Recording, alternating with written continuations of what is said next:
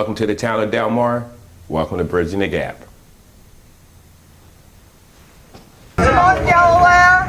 Where's it? Let's go! Go, Delaware! Go, Delaware! Go, Delaware!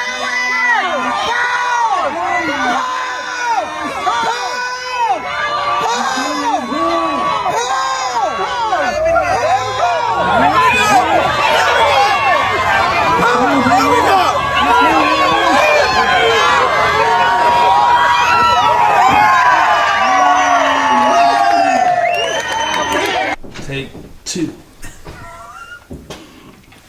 Okay, welcome back to Bridging the Gap. We are here with the two commissioners. We got Cory Shaffer on the end, and we got Jacob Boothe here. Gentlemen, thank you for sitting in. No problem. Yep. So, first thing, how long have you been a commissioner? 4 years. 4 years, about as long as the mayor's been the mayor here.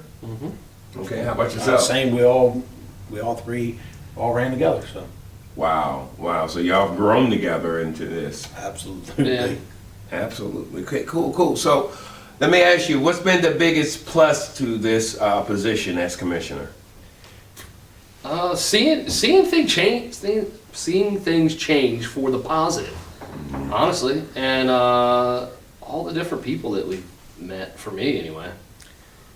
And I agree with that 100%. Did I rob all the answers? No, I mean, I will say this. I think for myself, it is understanding how local municipalities work, and from the ladies in the office to the wastewater treatment plant, the whole system is like a well-oiled machine. Absolutely. So it's opened our eyes to what really makes everything run. It's not just the elected body, it's everybody. I love it. Okay. So, as the commissioners, I know y'all see a lot of things go on around here, and you've seen a lot of buildings over the years. I mean, you're from here, right? Yes. You're from here? Or you're from here? I'm originally from Salisbury. Okay, but you've been around this I area bought for a house while. here. I bought my first house here in Delmar because I like Victorian architecture. I'm a carpenter by trade, and I can't even remember. I was back in 2007 or something like that. Okay. So I bought my first house here and got married. And So you've seen a lot of things come and a lot of things go. yeah. And I always tell people too when they go, "Oh, well, you're not from Delmar," and I go, "Well, what about my kids? My kids are from Delmar." You may not be from here, but you're come here, so you are here. Yeah. So let me ask you this. With seeing everything go and come here, how can we better utilize the vacant storefronts and underused public spaces in town? That's a good question, and I always start when people.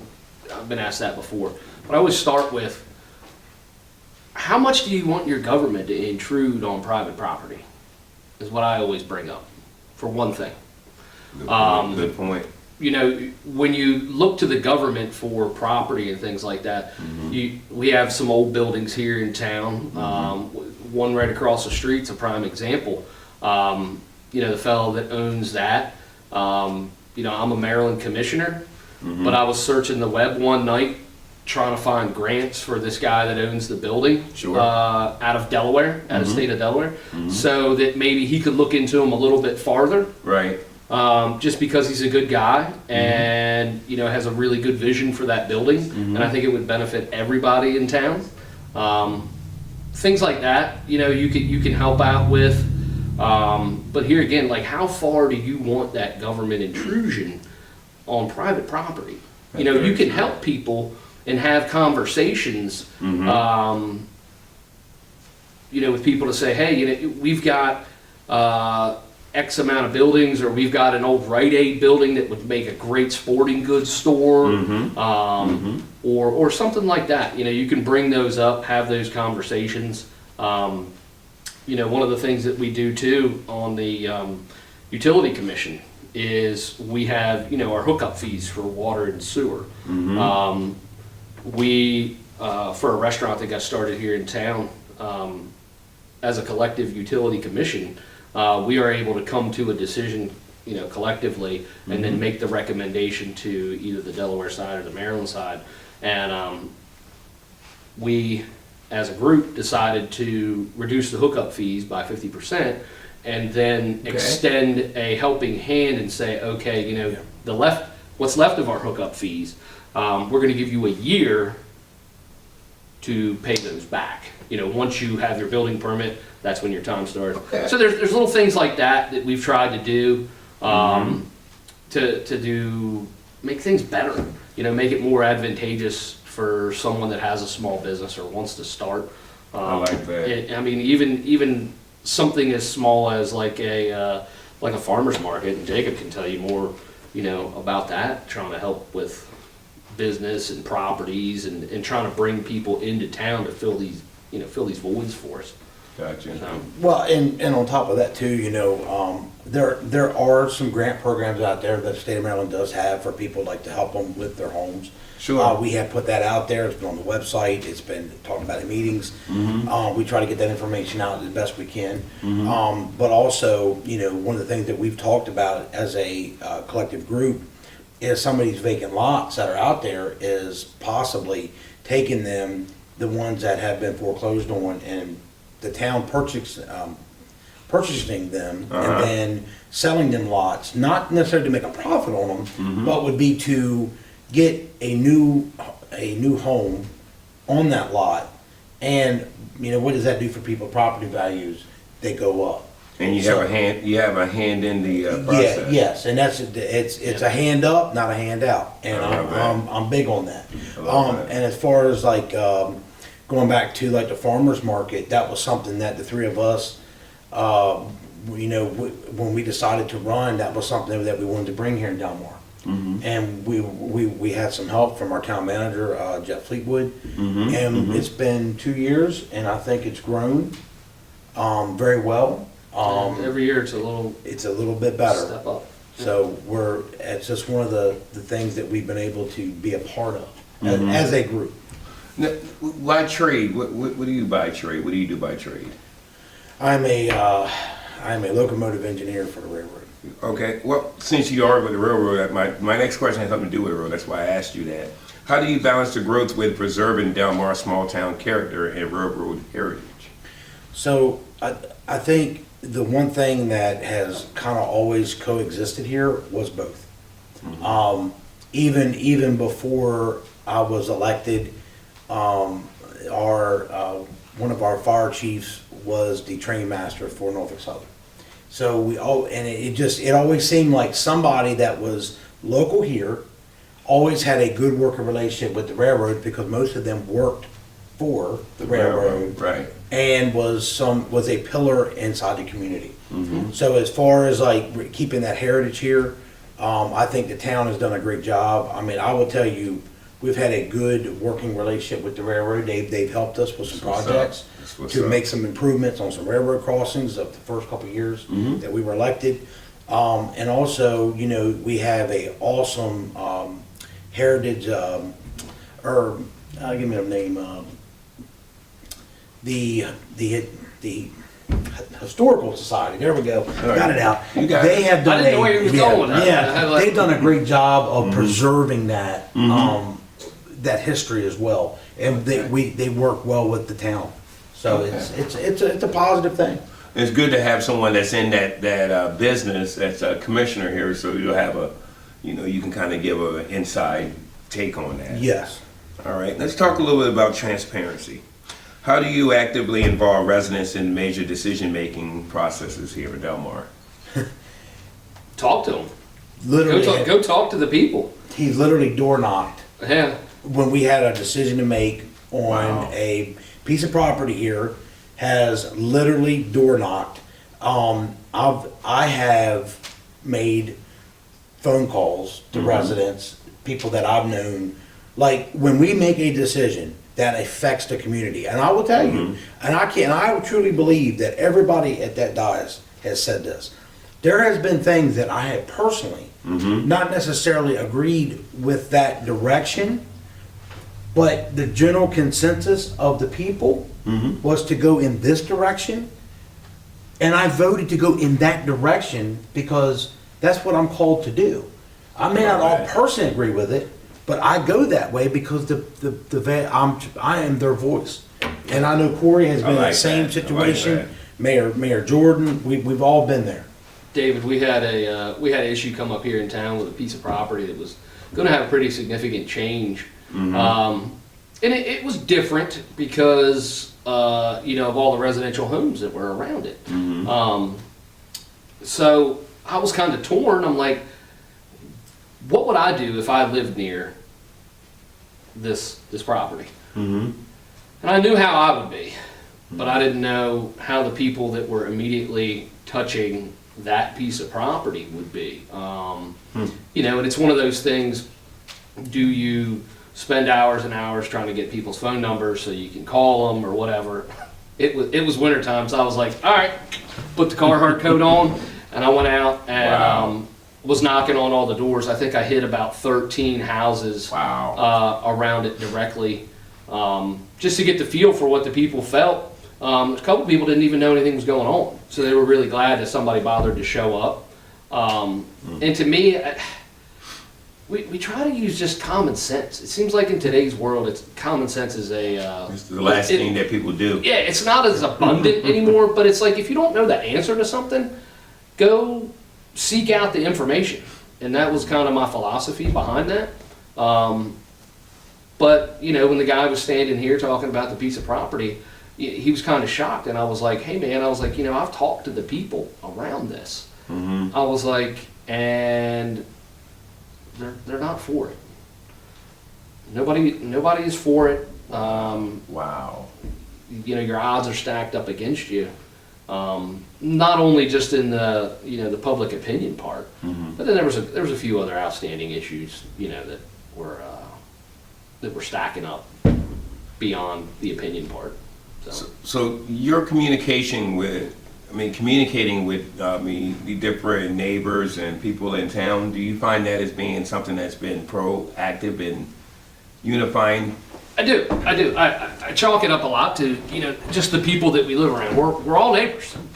Essentially, we live in a big neighborhood, and town hall is our version of an HOA on steroids or whatever. when you simplify everything. So when we ran for office years ago originally, I think there wasn't too many doors we didn't knock on. So one of our standard questions was, what do you want to see in Delmar and for Delmar? And like the farmers market, people were like, man, it'd be great, to have somebody that has a spare room in their house and has like a small business where they make crafts or people are growing things where they can have a chance to showcase that. And it's a great idea. I mean, every small town should have a farmer's market, and makes sense. Jeff and Starr worked on that, and we made that happen. And we wouldn't have known that had we not had that discussion with folks.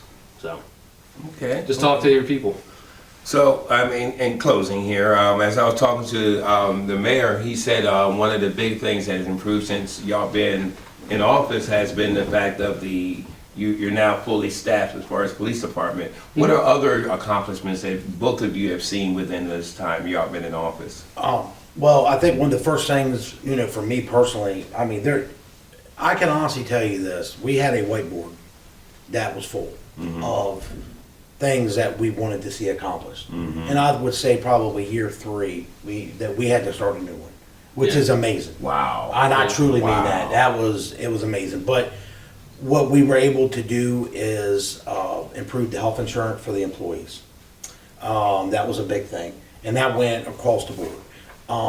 We have, infrastructure-wise, we have put a lot of resources into the water treatment plant and the wastewater treatment plant. The police department, 100%. The community wanted a fully staffed police department. And when I tell you, it was a collective group. And it's going to be a collective group it's a very competitive world out there with law enforcement, like any other agency. And we're going to take a group to make sure that we keep our officers here. And that is something that we're striving to do every day. There's been so many things that government was very frustrating for me at first because it moves at a snail's pace. And a lot of it isn't on the local level, it's you're answering to the state and this and this. Yep. But Yep. to see the streetscape project out on Pennsylvania Avenue, that project come and be done. The community center is moving along. It's been painted on the outside. Everything is kind of coming together with that. Down at the parks, at Gordy Park right now, the basketball courts have been completely redone. Wow. There's been a lot of things, and that's just a Yeah. small thing, and that's just the tip of the iceberg. Would you agree? Oh, yeah, absolutely. I mean, it's huge, and like Jacob said, that whiteboard had a list. We've had to start a new one. A lot of things that people don't see. To be honest with you, I didn't see them before I got involved either. $500,000. It's a lot of money for a small town. So we just got done with a project at our water treatment plant.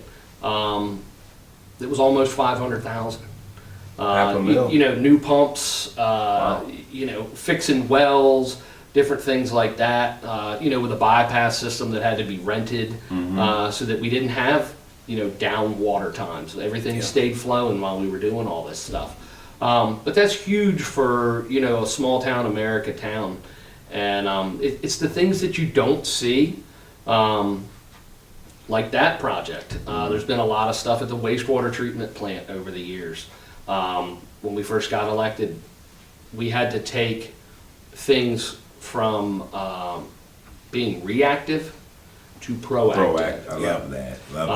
Not behind the 8 ball no longer. Yeah, it's one of those things that, like, to me, it's the common sense thing. You change your oil in your truck because that's proactive. Right. You don't wait till it break down to do it. You don't want it to break down. So we've tried to do the best we can with all that. And I think the town has come a long way.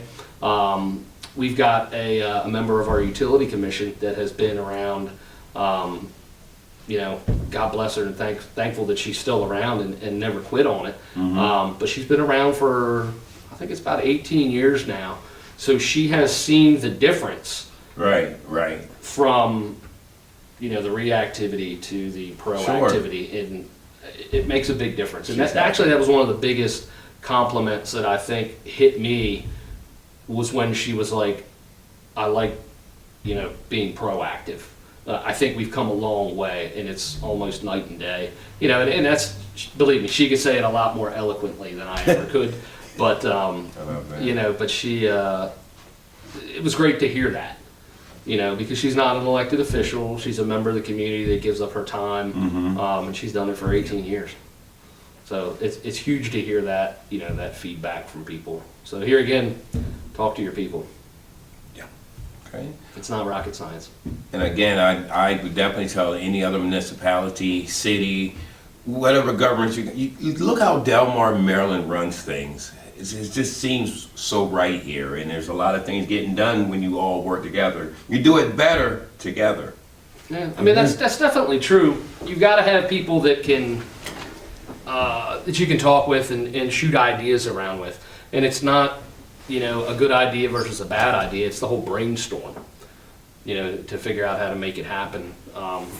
The team here has come a long way. Mayor Jordan told you about the fully staffed police department. So we're constantly recruiting for that and trying to stay up on that. As people move in and out of the area, officers leave, there's always something. But like our public works, those folks, a lot of them are local folks. It's not people really driving from too far away. They don't live here. No, they don't necessarily live directly in town or anything like that, but they're not from far away. Right. We don't have anybody riding from Dorchester County or anything like that to come work here. So everybody is, invested. I'll give Mayor Jordan some credit. When we first got elected, he had the idea. He's like, all right. He's like, this department here doesn't know these folks, and these folks over here don't know that department. So why don't we have a barbecue? Yep. And everybody can meet everybody. Did he wear his outfit? No, he didn't have that back then. No. Yeah. That was these gentlemen were cooking on the grill, and I'm a big barbecue guy, so I cooked up about briskets. Yeah, 4 and briskets. 2 or 3 and- pork butts, and man, we Yeah. had a big old feast here. Yeah, we had a big old feast, and one of the things is sit next to somebody that you don't work with directly. And from the employees, it directly impacted because it was, I would never try to be negative on anything, but there was across, and we did it at the PD. And it was those people that had never been in that building. There were some that had never been there. Right. And truly did not know some of the officers there. Yeah. And that gap, that has been bridged. Bridging that gap. huh? Bridging that gap. That's Yeah. right. That's right. That's what we've been doing here in Delmar City. Yeah. Awesome. Awesome. All right. Anything else you'd like to add? Anything else you want to know? No, I do want that handshake he was Yeah. about to give me. Yes, indeed. I appreciate both Yeah. you gentlemen. Yep. Thank you for your Looking forward time. to hearing a lot of good things that happen, and I know we don't want to mess up or break up this great team, but I'm pretty sure this county could definitely be blessed by one day y'all serving in somewhere in the county. We'll see. Never say, I learned a long time ago, never say never. This is true. Yeah, this is true. But, oof. No, thank you for stopping by. Feel free to stop by. We had the Young Republicans from Salisbury University show up Look at that. to a meeting, which I found interesting that people are starting to pay attention to, because I think that's what it takes. Trying to get people involved. A lot of people wear suits to meetings. There's nothing wrong with a suit, Yeah, I mean, we try to wear a collared shirt. unless you're the Even the mayor. mayor sometimes. But we, to remove that stuffed shirtness about it and make people feel more comfortable. One of the best compliments I think that we all heard one night from some older ladies that were sitting here was, they were like, "You guys, it's like sitting in a living room just having a conversation with somebody." And honestly, that's the way it should be. It shouldn't be offsetting, to the people. You should be able to have that connection with the people. I mean, to me, that's how our country was founded, by just Absolutely. everyday people. Yep. So why does it have to be something that it's not, Well, I know for myself, when I decided to run, I was listening to an interview with General Michael Flynn, and he was talking about it starts at this level, and that's your school boards, that is your small municipalities. That's true. This is the backbone of America This right is here. true. And there's a lot of things that happen here that people don't realize, that this affects a lot of daily lives. There's a lot of people that the government, big government, does things that that does not affect them, but this does. So to be, like you said, to be a public servant is what I think all of us were driven to do, and to do that. And I will tell you right now, I'm not a guy. You won't see, I can speak for me, and I think I can speak for these gentlemen. You won't see us 20 years doing this job, because I think you need new blood, and that's what I'm getting to on this. When I see the younger people getting involved with this, for them to realize it starts here.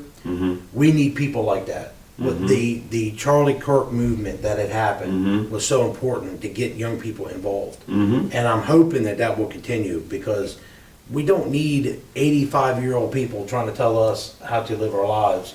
And I know all three of us are the same way with this. The government is not here to I like that. They're not. I don't want the government in my daily life. So Limited government. limited government. Amen. So that's my thought on it, and thank you for what you're doing.